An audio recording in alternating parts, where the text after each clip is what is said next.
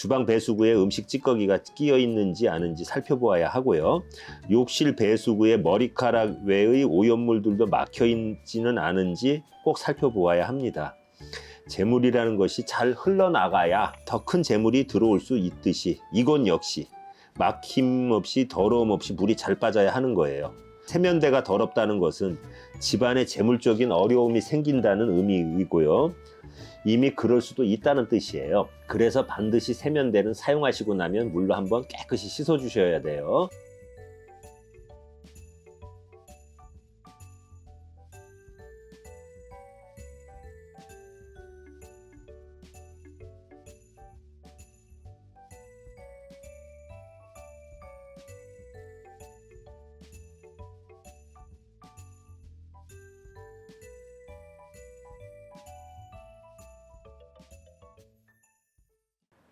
안녕하세요. 이번 주제는 집안의 재물운과 번영운을 키우려면 이 두 곳에 신경을 써야 한다. 집안에 좋은 기운이나 나쁜 기운이 있는지 없는지 알 수 있는 간단 측정 풍수법. 우리 집안에서 그 재물운과 번영운을 담당하는 영역이 어딜까요? 번영과 재물을 만드는 것은 바로 물과 바람이지 않습니까? 집에서 반드시 신경을 꼭 써야만 하는 것이 이 물과 바람의 흐름인데 절대 막히지 않고 차단되지 않아야 합니다. 첫 번째로 주방과 화장실에 굉장히 신경을 써줘야 돼요. 바로 물이 흐르는 곳이며 또한 가장 많은 물을 사용하고 있는 곳이기에 그런데요. 절대 수돗물은 졸졸 나오지 않도록 해야 하며 막히지 않도록 해야 합니다. 주방 배수구에 음식 찌꺼기가 끼어 있는지 아닌지 살펴보아야 하고요. 욕실 배수구에 머리카락 외의 오염물들도 막혀 있지는 않은지 꼭 살펴보아야 합니다. 재물이라는 것이 잘 흘러나가야 더 큰 재물이 들어올 수 있듯이 이건 역시 막힘 없이 더러움 없이 물이 잘 빠져야 하는 거예요. 세면대가 더럽다는 것은 집안에 재물적인 어려움이 생긴다는 의미이고요. 이미 그럴 수도 있다는 뜻이에요. 그래서 반드시 세면대는 사용하시고 나면 물로 한번 깨끗이 씻어 주셔야 돼요. 두 번째로 요즘 주택 구조가 거의 대부분 욕실과 화장실이 같이 있으니 욕실에 큰 거울을 벽에 붙여 두시고 늘 거울을 자주 닦아 주셔야 되고요. 마찬가지로 주방의 화구 역시 절대 더럽지 않도록 넘친 음식 쓰레기가 남아 있지 않은지 자주 닦아 주셔야 돼요. 가스레인지 같은 거 이렇게 화구 있잖아요. 음식 찌꺼기 넘쳐 갖고 막히면 안 된다는 얘기예요. 세 번째로 주방과 화장실의 바람은 곧 환풍기입니다. 바람과 물이라는 이 두 가지를 잘 다루게 되면 반드시 성공을 하게 되는데 명당 역시 바람이 잘 통하고 물이 막히지 않고 흘러나가는 곳이어야 하는 것이죠. 절대 물이 고이는 곳은 명당이라고 할 수가 없고요. 집안에 작은 창이 주방이나 화장실에 있는 경우도 있을 거예요. 그런데 이곳을 자주 열어주세요.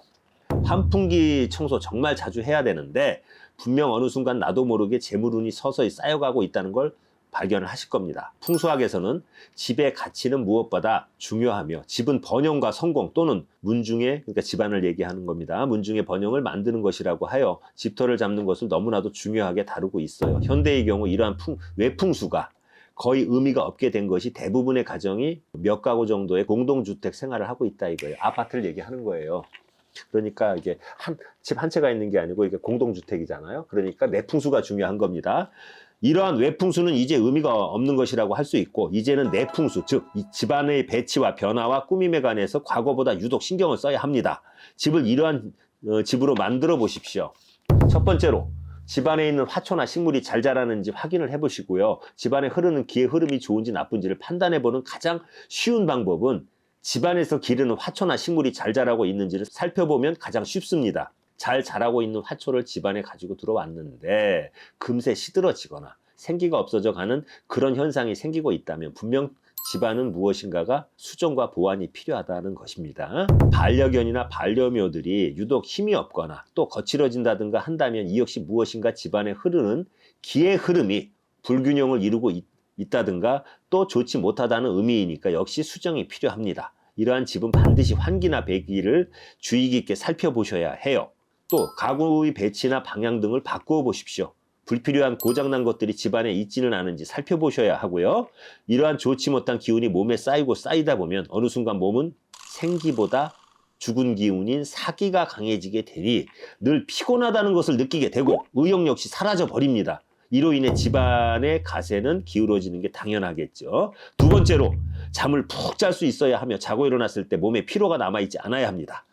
아침에 자다 일어났는데 몸이 찌뿌둥하고 무겁거나 머리가 띵 하거나 오전 내내 피로가 풀리지 않아서 집중이 되지 않는다는 그런 현상이 생긴다면 이거 문제가 있는 거예요. 이러한 일들이 며칠을 주기로 반복적으로 생겨나고 있다면 나의 무의식이 밤새 편안하게 쉬지를 못하였기에 생기는 일이며, 이러한 일이 반복되고 지속된다면 성취운에 막대한 영향을 주게 됩니다.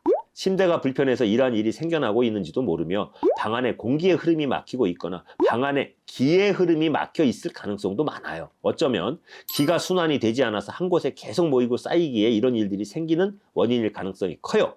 그 다음에 제일 먼저 방 안의 환기를 살펴보고요.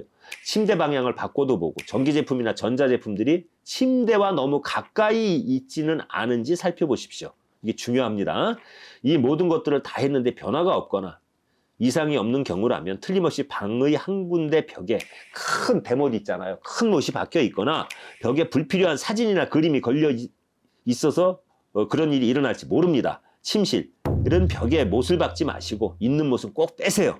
불필요한 그림은 걸어두지 마시고요. 세 번째로 누구든지 앉아서 졸 수 있는 집이 최고로 좋은 집입니다. 이게 사람이 편안하면 졸음이 오잖아요.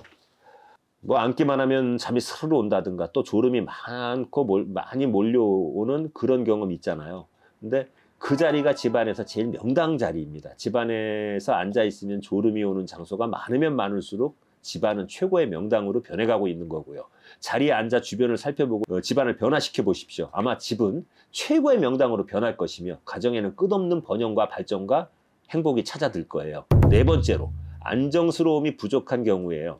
가족분들의 성격을 한번 이렇게 판단을 해보면 알 수 있는데, 뭔가 대단한 것도 아닌데 금세 날카로워져 가지고 대수롭지 않은 일에 서로 그냥 신경이 곤두서서 언성이 높아진다든가 가족들이 서로 같이 있는 것을 거북해하는 그런 현상이 생기고 있다면 이 역시 수정이 필요한 겁니다. 이런 문제가 계속 지속되고 자주 나타나는 현상이 발생하고 있다면 이 집안에는 무엇인가 안정성을 떨어뜨리고 있는 원인이 있다는 거예요. 어쩌면 벽지의 색깔이, 어쩌면 벽에 걸려있는 그림이 또는 글씨가, 또 어쩌면 거실의 혼란스러움과 부자연스러움이 나도 모르는 사이에 무의식 속에 날카로움을 더해주고 심어주고 있다는 그런 뜻입니다. 이럴 땐 제일 먼저 벽에 못이 박혀 있는 것이 눈에 보이는지 살펴보고요. 벽지를 바꾸든가 소파의 위치를 변화시키든가 또 벽에 걸려 있는 그림이나 글씨를 다른 것으로 대체하는 것도 좋은 방법입니다.